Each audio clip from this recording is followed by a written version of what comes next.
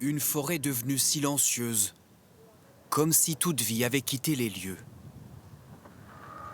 Dans les paysages désormais calcinés de la forêt de Fontainebleau, cet agent de l'ONF est venu observer à quel point la nature a souffert de l'incendie. Ça, à la base, c'était de la mousse. Il n'y a plus rien. C'est des espèces protégées comme ça, et il y en a des milliers qui ont disparu. Dans cette zone dévastée, des centaines de pins et de bouleaux ont affronté le passage des flammes. Toujours dressés, mais peut-être déjà condamnés. Comme on peut le voir, les arbres sont encore debout, semblent verts, mais en fait, ils vont certainement mourir dans les prochaines semaines parce que toutes les racines ont brûlé.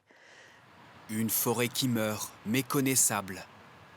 Voilà à quoi elle ressemblait il y a à peine une semaine. Un bois dense et vert, au sol recouvert de fougères. Une réserve de biodiversité unique en France qui abrite plus de 6400 espèces d'animaux. Des mammifères comme ces cerfs, des renards communs, mais aussi des espèces fragiles comme cette fauvette Pichou ou l'alouette Lulu.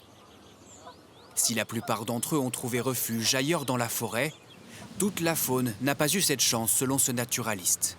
Ce sol qui brûle, qu'on a tous vu, dont on a tous vu les images, eh bien, à l'intérieur, il y a énormément de vie. Des micro-organismes, des insectes, des lombriques, une faune qui est absolument indispensable aux arbres.